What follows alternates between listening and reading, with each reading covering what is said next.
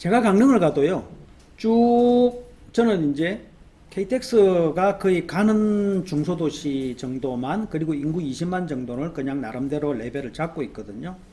근데 KTX가 가면은 운전할 필요 없으니까 좋아요. 가서 뭐 차량 쉽게 이렇게 바로바로 이렇게 비대면으로 차량을 쉽게 이렇게 뭐 운전할 수 있잖아요. 그죠? 그러면은 한나절 정도 이렇게 시내를 돌아보면은요, 시내 분위기가 느껴져요. 그래서 강릉을, 여러분들 덕분에 강릉을 제가 한번 가보는 거예요. 혼자 갔겠습니까? 저희 집에 계시는 만우하늘님을 모시고 갔겠습니까? 뭐, 그럴 수도 있겠죠. 데리고 갈 수도 있겠죠. 모시고 가면은 제가 이제 또 이제 이걸 해야 되니까, 이거 잘 해야 돼요. 그래서 강릉을 볼 때요, 제가 한번 잠깐 본 게 이렇더라고요.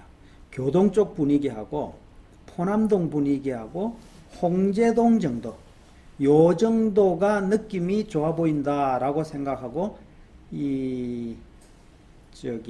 강릉 역사에서 이렇게 역 기준으로 해서 쭉 돌아봤더니 그 세 군데 정도가 느낌이 괜찮아 보이는 느낌이 들었어요.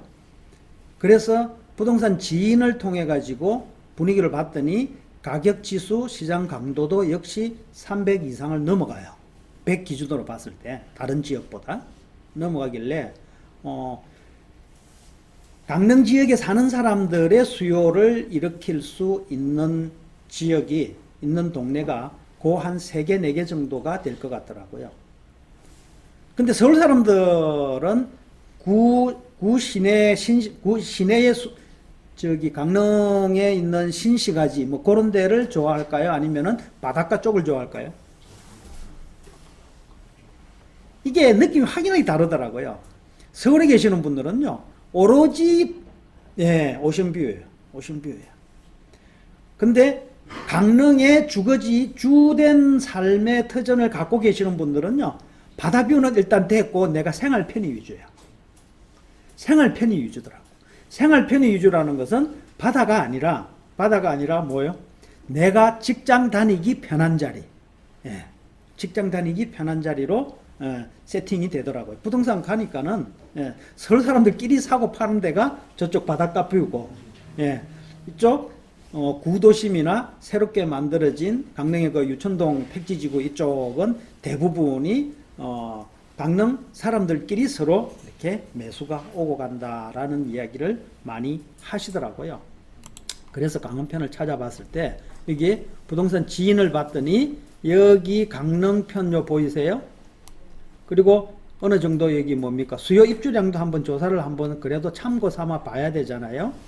향후 뭐 한 2, 3년 정도 볼 때는 공급이나 이런 부분이 부족하다라는 수치는 어느 정도 나오더라고요. 나오더라고요. 그리고 인구수는 20만이 그래도 간간히 뭐 가까스로 넘어가더라고요. 넘어가는 부분이 조사가 됐고,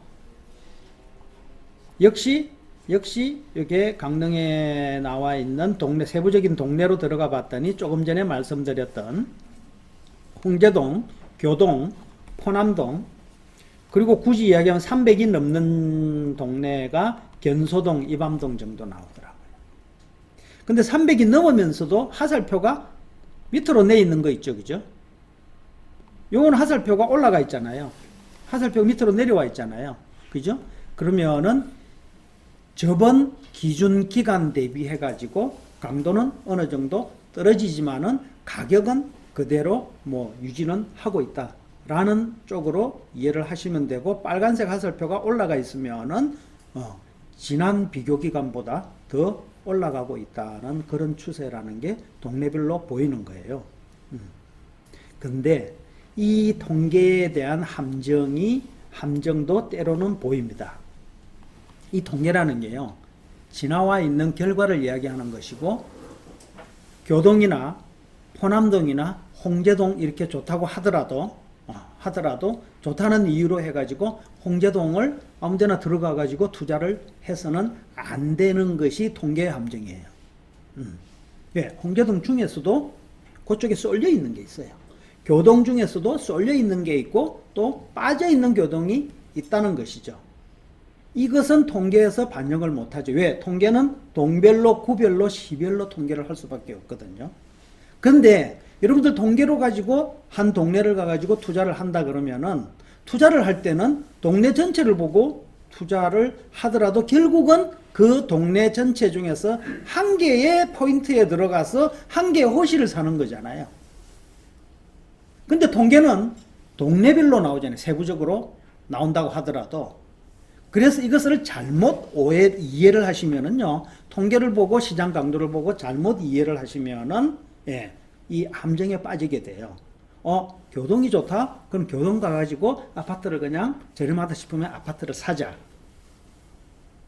이런 논리까지 만들어버리면은 위험해지는 순간이 나온다는 거예요. 위험해지는 매수가 된다는 거죠. 왜? 한 개의 부동산을 투자를 할 때는요, 그 한 개 부동산이 가지고 있는 개별 분석에 대한 적극성을 가지고 해야 되거든요. 너무 유식한 이야기를 썼나? 개별 분석? 말하자면 얘는 지역 분석 정도에서 끝나요. 통계라는 것은요. 근데 매수는 개별 분석에 한 개 사잖아요. 근데 그 개별 분석이 훨씬 더 중요한 요소가 된다는 거죠. 투자에서. 그래서 요거는 참고를 할 적에 전체적으로 가격 지수나 시장 강도 지수가 홍교동, 교동, 포남동, 견소동, 이밤동이 300을 넘어가네. 그러면은 기본적으로 요 지역 섹터 위주로 한번 쭉 살펴본다고 생각하시면 되는 거예요. 그 중에서도 내가 정말 내 자금에 맞는 정말 소액을 원한다면은 진솔한 소액 물건을 골라야 되고, 그게 아니다 라고 한다면은 내가 돈이 여유가 있으면은 좀 더 괜찮은 물건을 살 수가 있거든요. 근데 가능하면은요, 저는 이렇게 중소도시에 투자할 때는 투자금을 가능하면은 한 채당 얼마 정도, 전세금 빼고 실투자금이, 가능하면은 한 채당 2천을 안 넘었으면 좋겠어. 한 채당. 그런 개인적인 생각이 들더라고요. 좀 강릉을 한번 돌아보는 과정에서. 그래서 단지가 전체적으로 작다는 느낌을 받았어요. 강릉이라는 도시가. 그래서 교동 대림이라는 단지를 봤더니요, 하한가 상한가 나오죠. 여기에 보이세요? 자료에 보이시죠? 매매가 대비 전세가가 96, 97이에요.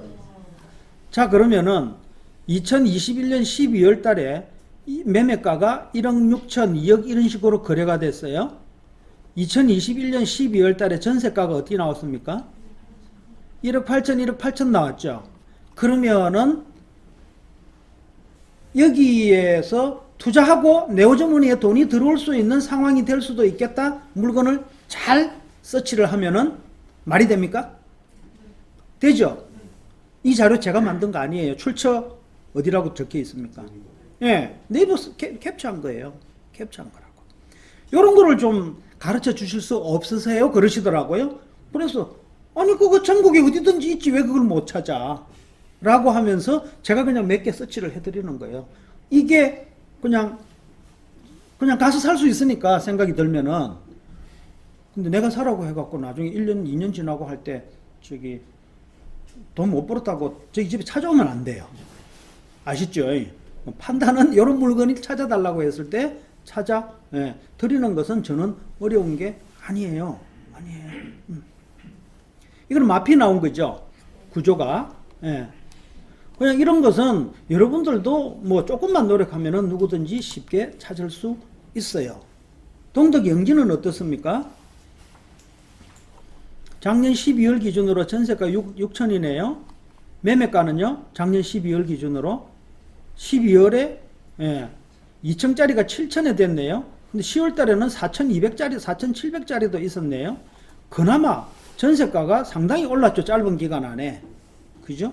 요런 사례를 가지고 요런 게 있었어. 그러면은 가서 어차피 내가 수도권에 살고 있는 집, 이거는 나는 오랫동안 여기서 살고 있을 거야 라고 생각을 한다면은 오랫동안 살고 있을 거야. 팔 생각이 있으면 여기 가면 안 돼요.